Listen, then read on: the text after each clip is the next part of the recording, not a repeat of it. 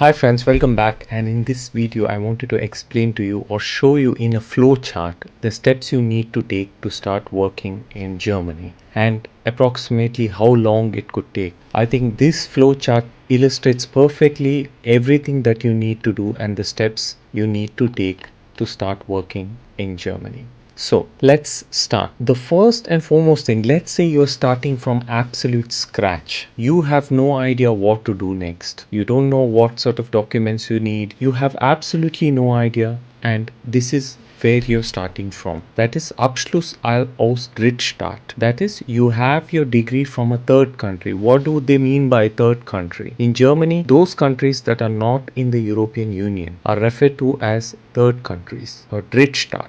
Third, I think they actually need third world countries, but anyways, third countries. This includes all countries outside the European Union. Now, you have a degree from here. Let's just start from there. This is all you have. By the way, you should have finished your internship and a license to practice medicine in that country. So you have a degree, Abschluss aus Drittstaat. That means you have finished your medical studies from a third country. Then what do? Antrag auf Approbation. You apply for permanent registration in Germany. Now, this is the key thing here. The whole process of your journey to Germany or to start working in Germany is to get your Approbation.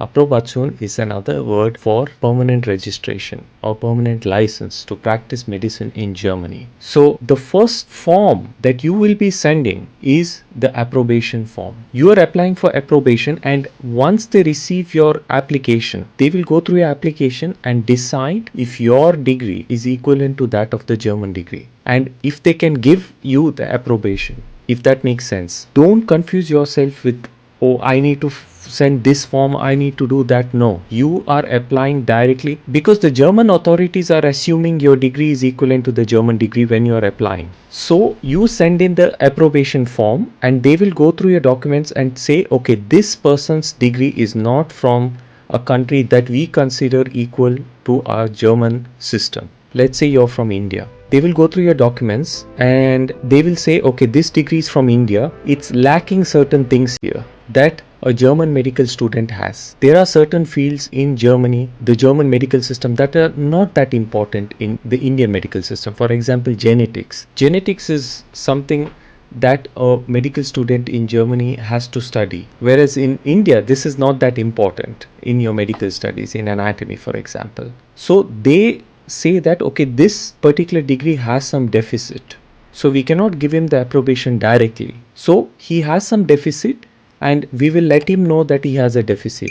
And this letting know that you have a deficit is the deficit Bescheid. Why this is important is, once you get the deficit Bescheid, this proves that you are committed to the journey, in the sense that you have sent your documents, and you have also, because when you send your application, you also need the language certificate, either B1 or B2. This shows you're already committed to the journey, and you have your deficit Bescheid, which the authorities have sent you, and this forms a solid case during your visa application that you are somebody who has already put in resources and you're committed to this journey, and you're not somebody who's just hoping to slip into Germany and live off the state. This is the main worry for the visa officer, that you're somebody who's not serious. So once you have your deficit Bescheid and your B1 or B2 language certificate, it shows you're committed and your chances of visa is very, very good.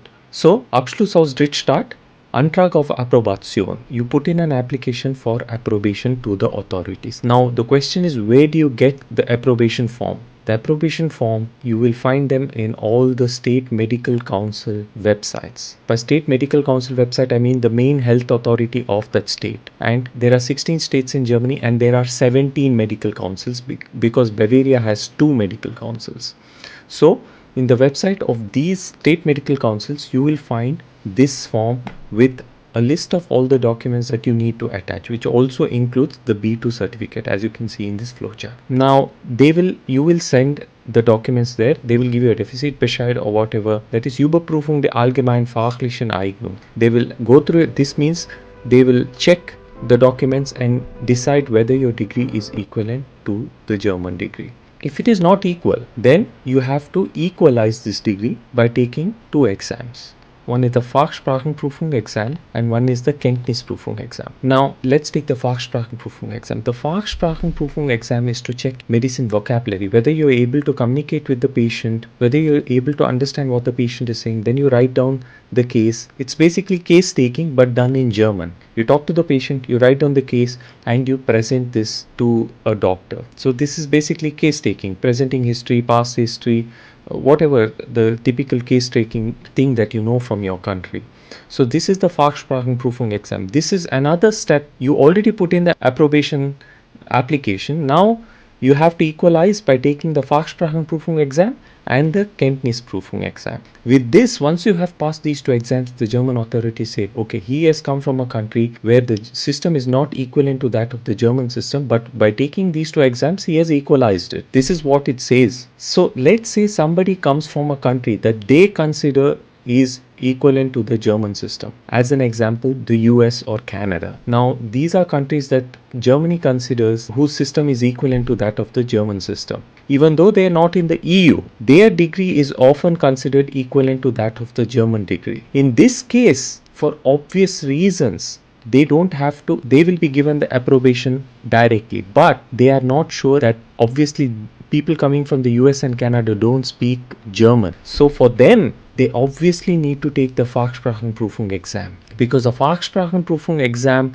is a language exam. It's basically checking your German language skills. So obviously, even if their degree is considered equal, they still have to take the Fachsprachenprüfung exam, because this is checking the German medical vocabulary. Once they pass this, then there is no hindrance. They will directly get the approbation. But those people who are coming from a system that the German authorities consider is not equal, they have to take the Fachsprachenprüfung exam and the Kenntnisprüfung exam for them to get the approbation. So, Überprüfung der allgemeinfachlichen Eignung, let's say you're coming from India, if that is, they consider it not equal, then in this case you take the Fachsprachenprüfung.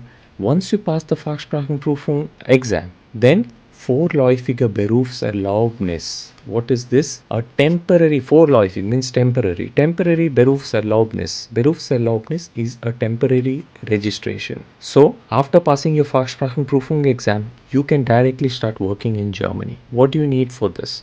For this, you need to get a job offer from a hospital.